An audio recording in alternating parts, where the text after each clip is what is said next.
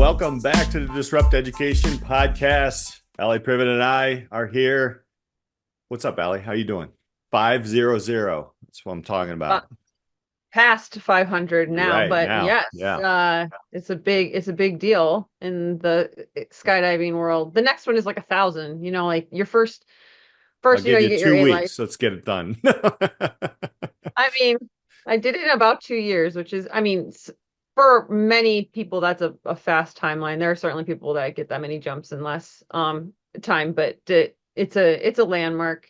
And like your first, when you get to like your first 100, like it's a big celebration, and then every 100 until 500. And but then Hmm. like after 500, yes, you can still celebrate the hundreds, but the next like big one is 1,000. And Right. actually, this past weekend there was a jumper, and him and I were like kind of competing loosely. It was more just like friendly competition, like who's going to get to 500 or 1,000 first. And so Yeah. I got to 500 on Friday night, and he got to 1,000 on Sunday night. And Ah, he was like, and I was behind him numerically. Like I had, maybe like 75 jumps, and he had like 50 jumps to go. And it mm. was like, I got there first. But I wasn't, it was just, you know, weather and the dates that we were there and all this, but it was fun. Allie's doing Friendly. 25 jumps a day, no big deal. Yeah. I Well, haven't I done mean, that you're many in a day. you're getting it done, right? Like that's and it does take time, and I think that was kind of where we kind of left off is the time frames of how do you build these programs, these work-based learning programs, connecting your community with schools and such. And we had Christy on last week, and we kind of wanted to unpack that. So yeah, I mean, it was amazing. I really liked that conversation. I am going to go back to that conversation a lot. If you haven't listened to the podcast, please go back and listen, because this really is the disruption of education happening when you have somebody like Chris who's been in the levels, and Scott, who have been in these levels of educational leadership at the state levels and kind of higher ups who are already seeing this. If you're not in tune, this is where the change is going, and I like it. I don't know. It's been fun to start this fall series with people who are at levels we have not necessarily talked to a whole lot Yeah. about in terms of not only state level changes but national level changes, and promoting work-based learning and this really deep investment into changing and disrupting the educational system. Hmm.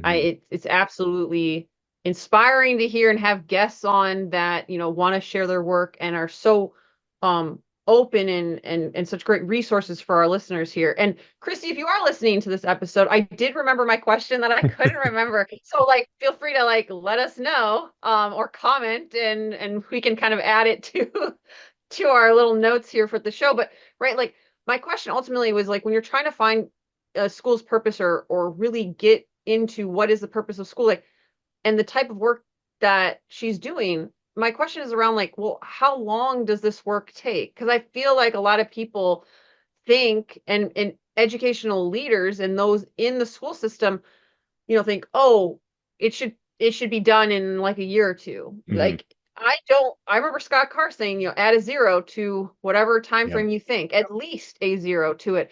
And so I'd be very interested in Christy's perspective, so we'll probably have to have her on again. But Christy, if you Hmm. are listening, please let us know, like, typically what kind of time frame do you coach school districts and leaders on for this type of work? Because from what we have understood is it's playing the slow game, like being the tortoise, Hmm. not the hare. Right. And maybe that's why with the skydiving thing, Right.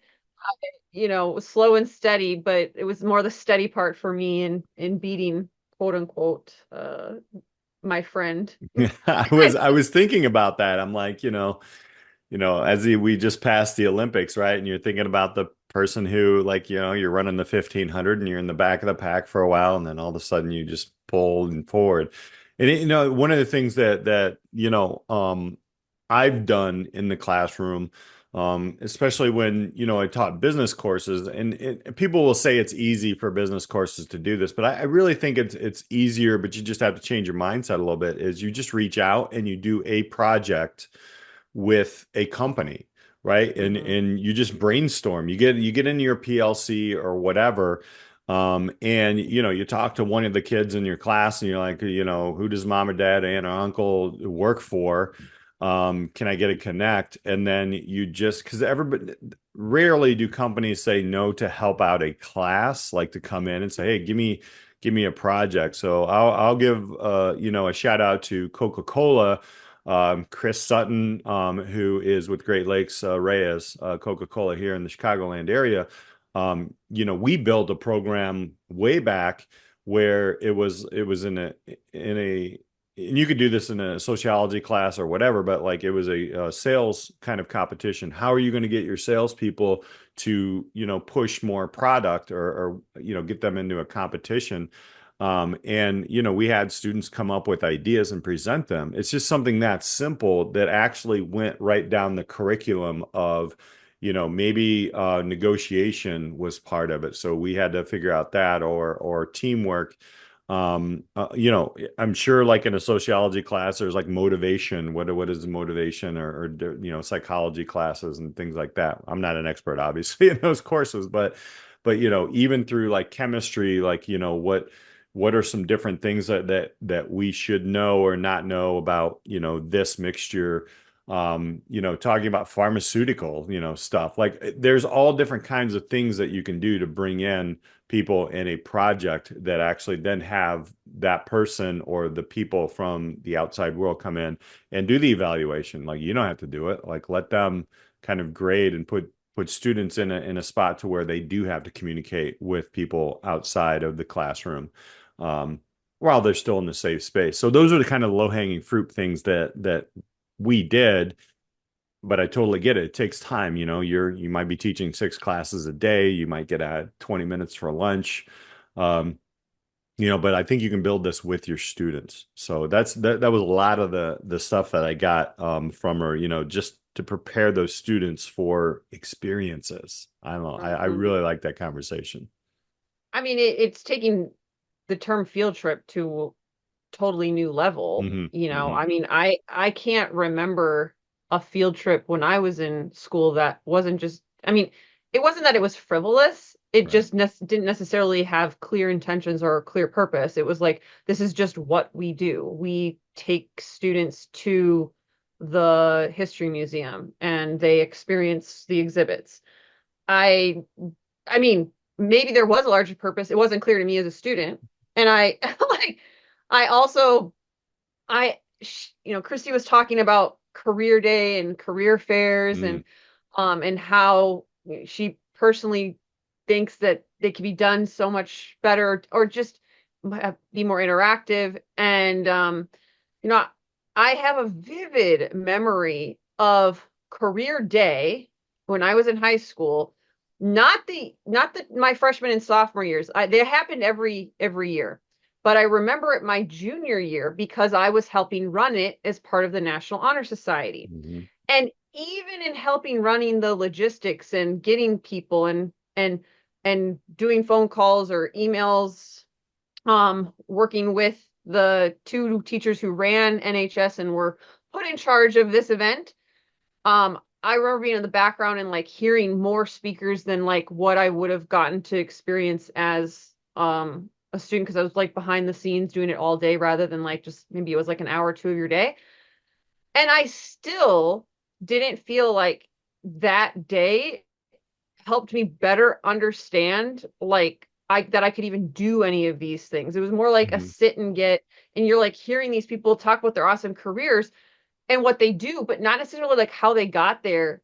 And I mean, I just so vividly remember thinking, like, I was listening to this architect and I'm like, this job sounds so cool. There's no way I could do that because it seems so complex. But Right. I don't think that, like, it's not their fault. They necessarily weren't prepared, like, how to interact with high schoolers. And, like, the high schoolers weren't necessarily, like, prepared on, it's just like, oh, we have a career day. And Hmm. we get local people to come and talk about their careers. I again, and I was behind the scenes as a high school student trying to understand this, and in the moment I, didn't necessarily know how to ask these types of questions, but in hindsight I'm thinking, well, what a bunch of missed opportunities. Yeah, I learned about what a cool architect can build and like all of these cool buildings they've done, but I have no idea how they even got to that point, just that they have a Right. really cool job. Yeah. How do you get there? Right. That's, yeah, I really like, that's that. I think it was, there was the two-part thing when I really liked how she was talking about the career fairs, just doing something a little bit more intentional, for it, and again, it's mindset. I think there's an overarching mindset of education, right? If your parents didn't like school or didn't do well in school, then you already have like this kind of negative concept, and it's just, it happens. However, I think there is this opportunity, like she said, is, becoming more intentional of showing, things like hands-on pieces, instead of a fire person coming in and like just, talking about fighting fires. Let's get a hose out there and let's see if like seven kids can hold on to it while they shoot it, like, like you're gonna remember that, right? That might be maybe your insurance agents aren't gonna like that, but like something like that is going to be safe enough to do.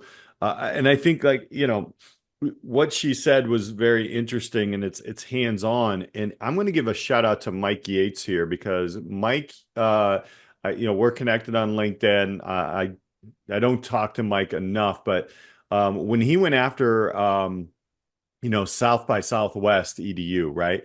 He actually went after one of the biggest conferences in education that are supposed to be innovative. And he was like, we need to stop the sit and get. Stop it. Like, and it was the same thing that I heard Christy say was, okay, that's great. There might be times where we can sit and have a conversation or a panel discussion. But how can we get people with hands on, right? To actually do a fun lesson and show people how it's done. That's what Mike's piece was, especially, we're talking educators here. And he did the shoe piece where you would design your own shoe and they actually had the shoe designers there and things like that. It was just it makes sense, right? But just like Christy said though, just to get like hands-on, thoughtful interaction.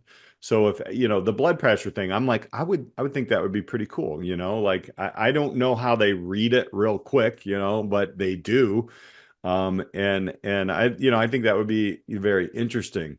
Just get behind like a flight simulator or something like that and fly around and do some different things. Now, the great people at career events actually understand that and they already bring their stuff.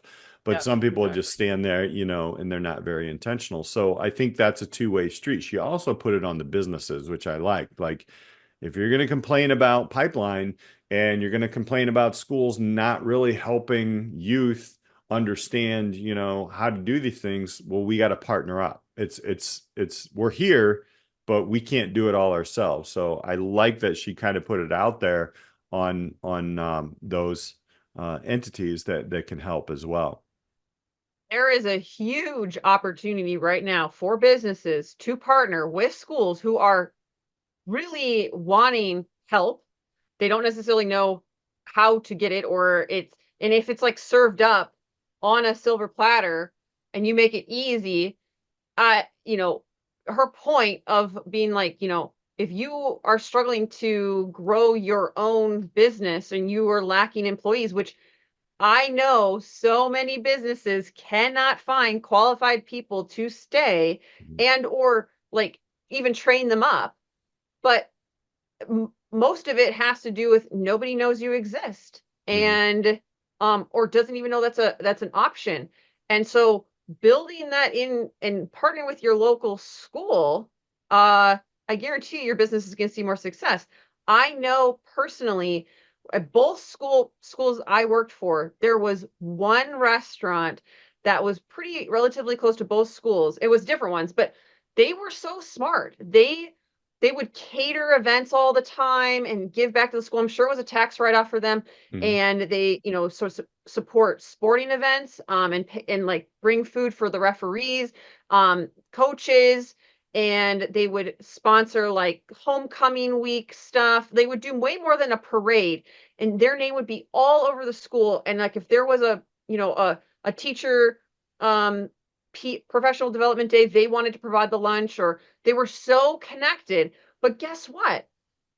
They also hired and had a strong pipeline of people that wanted to work for them because they had, they were like kind of like the family business that was in partnership with the school. It doesn't have to be a restaurant per se, Mhm. but like people don't know about career paths if they literally have never heard of them. I, to this day, it was a professional development field trip that brought all the science educators to a water treatment facility plant.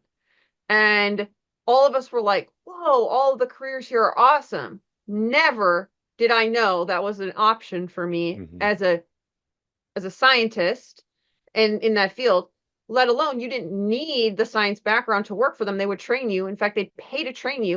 And I'm like, how many students would love a career path that's going to give them really good exposure and experience? It's going to be all paid for. They're desperate for people. This was 5+ years ago. I can't Mhm. imagine what the need is now.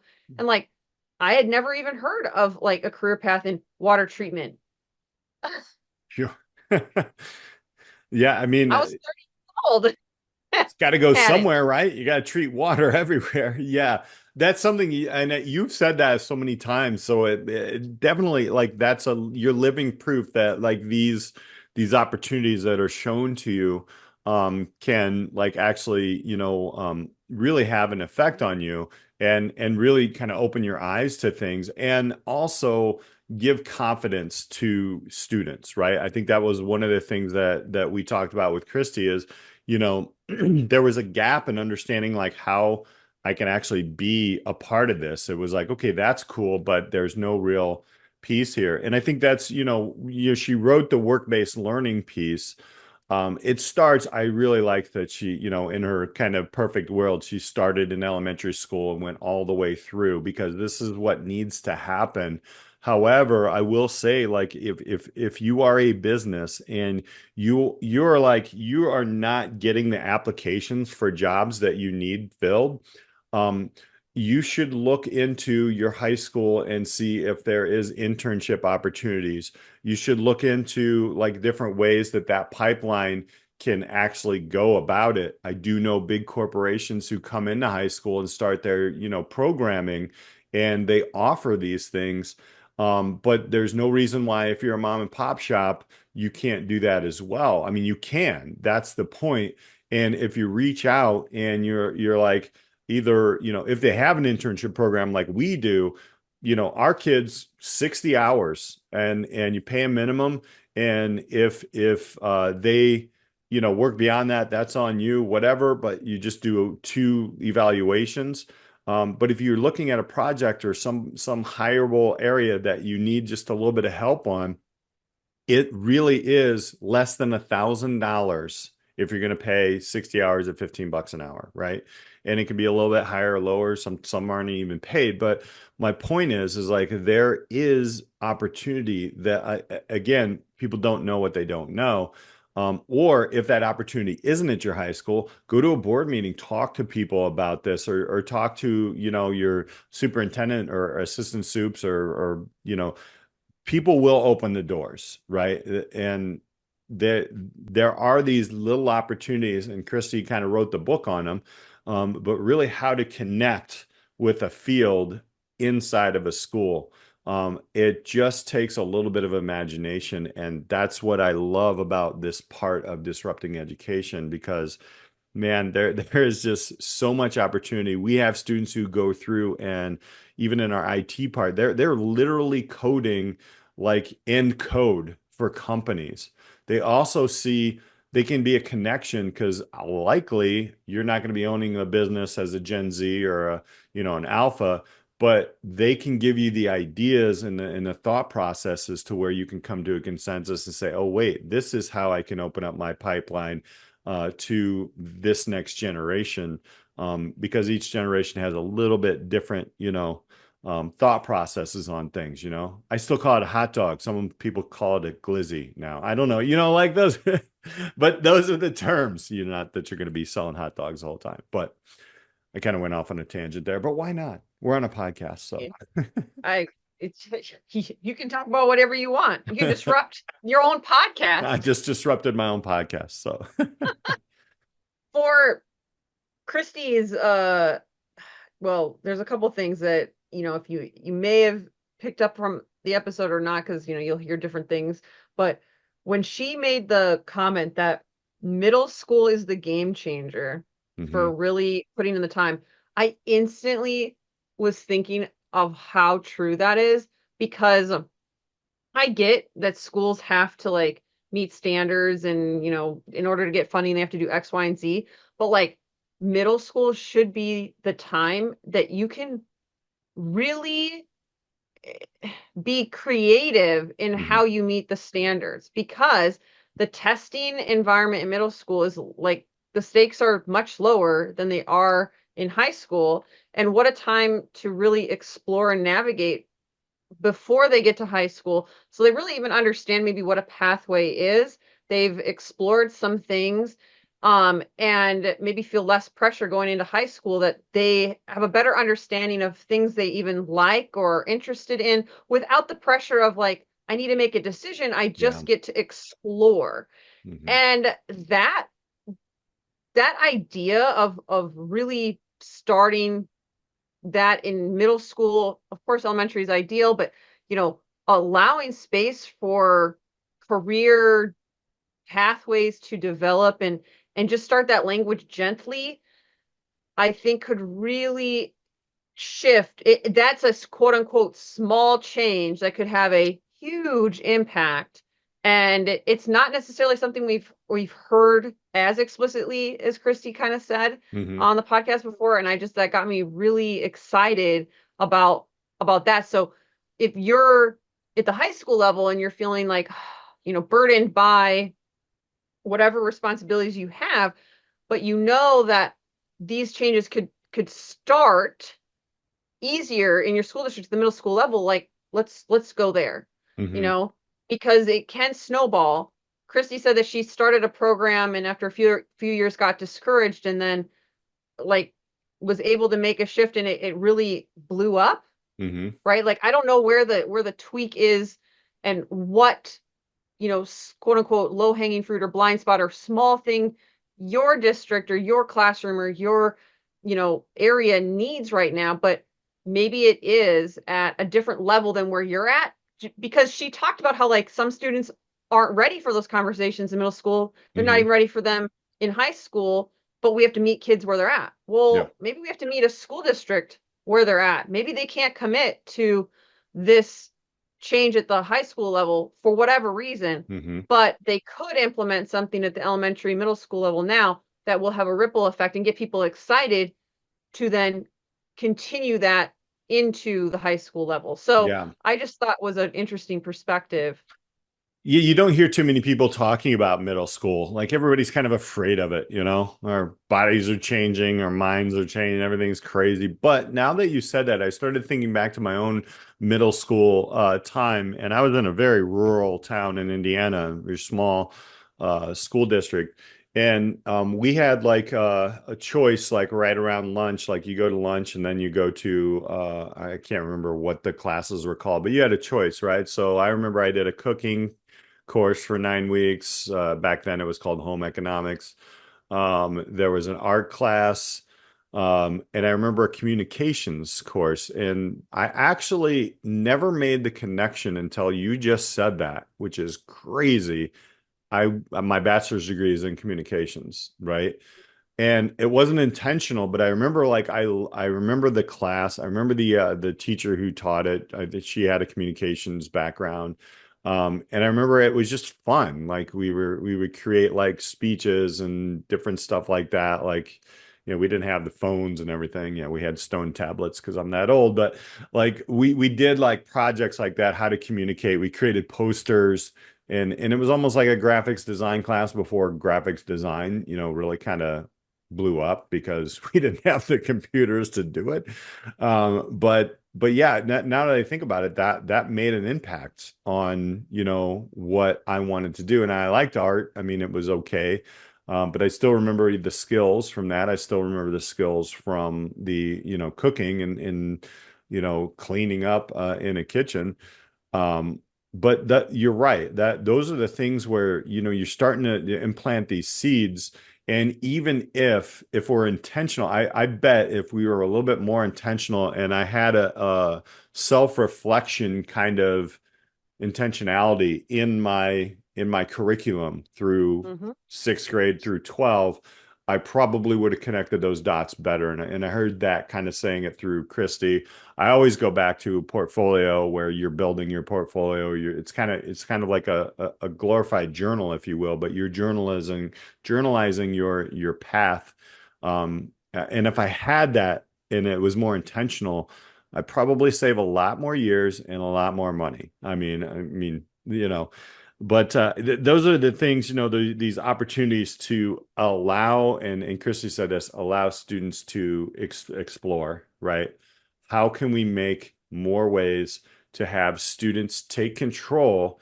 Not you get to pick these three things that the state said you had to take, but how can you, in the experiences.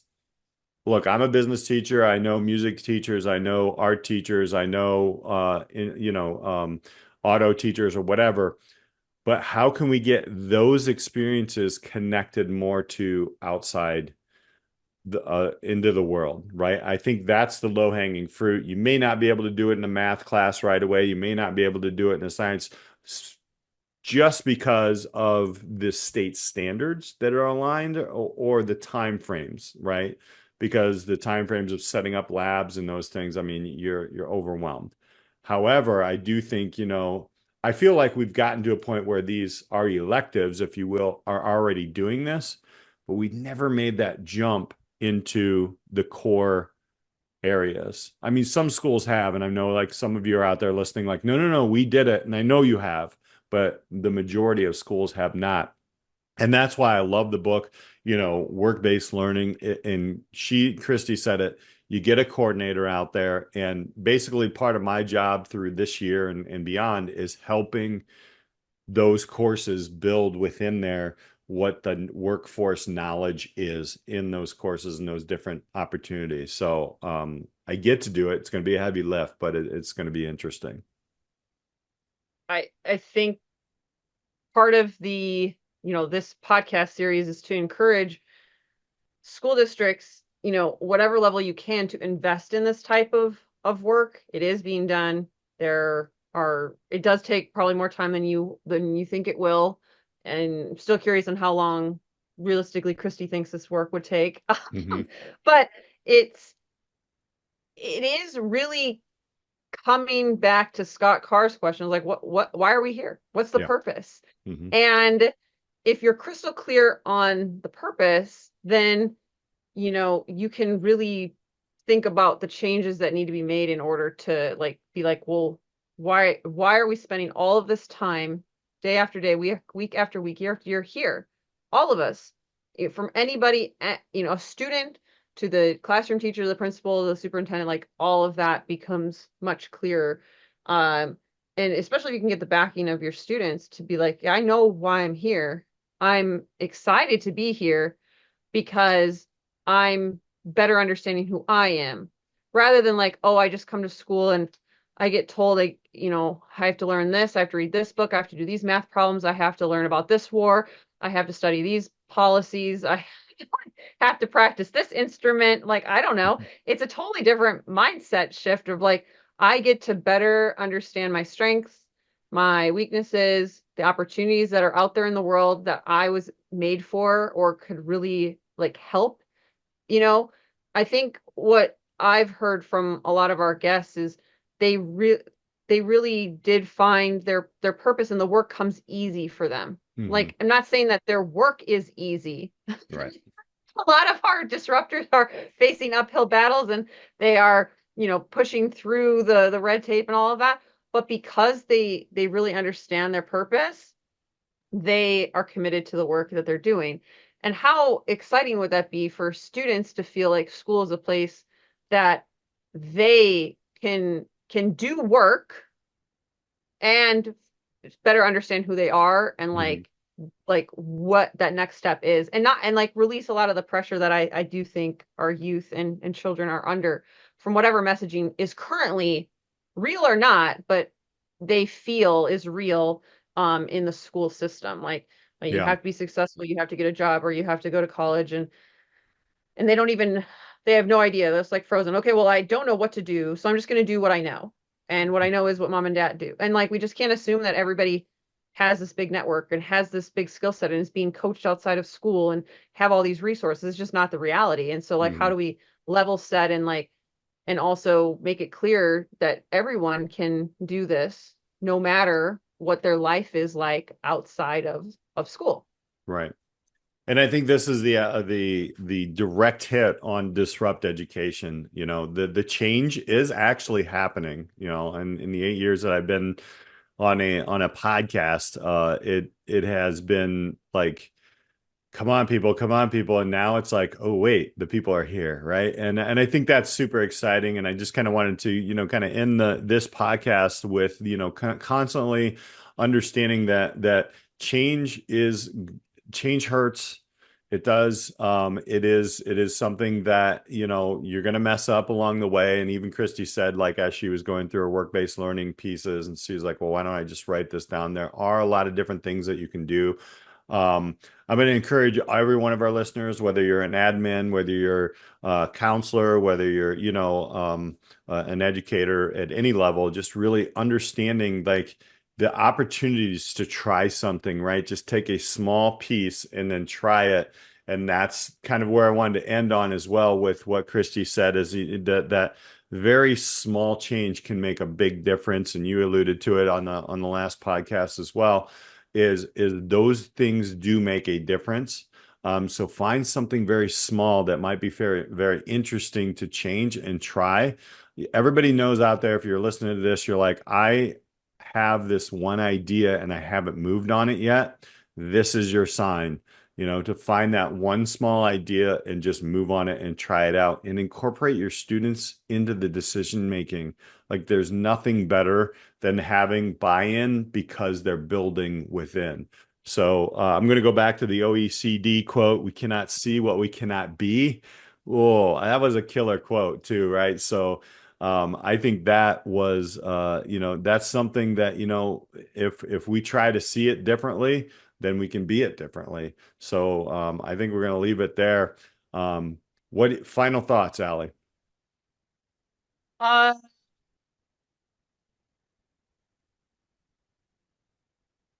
I really think it comes back to, how how do you, well, actually, okay.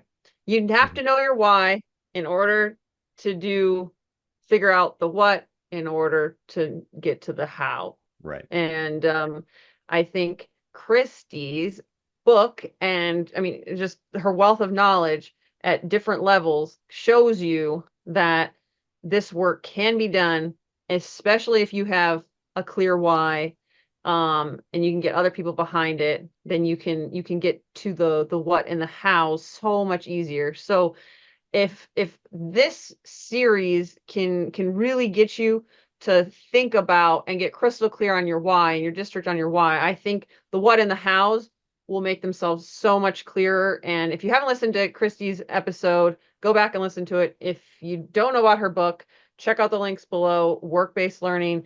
And she told us off the air that she tries to make it as affordable as Mhm. possible for educators who are doing this type of work. And we just think it's a great resource for anybody out there trying to disrupt education and really invest in themselves and where they're at to do the meaningful work that we promote here on the Disrupt Education podcast.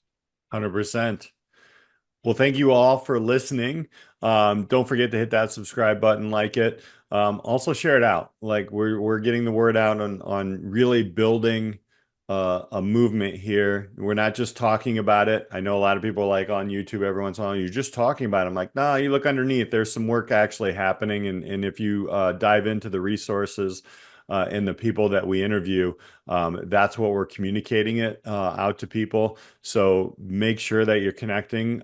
There's a plethora of people that Allie and I have talked to who can probably answer or connect you with the right people. Any questions that you have around making that one small change, this is your year, this is your sign. So for Allie Privet, I'm Peter Hostrasser. Thank you so much for listening to the Disrupt Education Podcast. We'll catch you next time.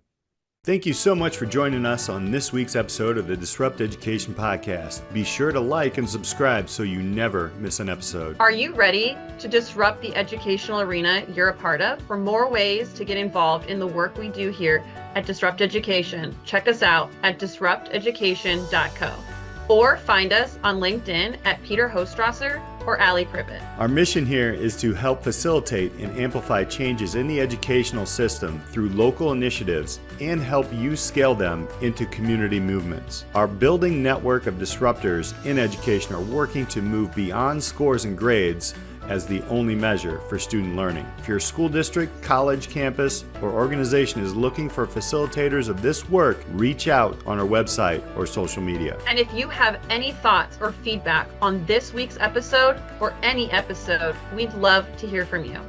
Until next time, keep pushing the boundaries, taking risks, and most importantly, disrupting education.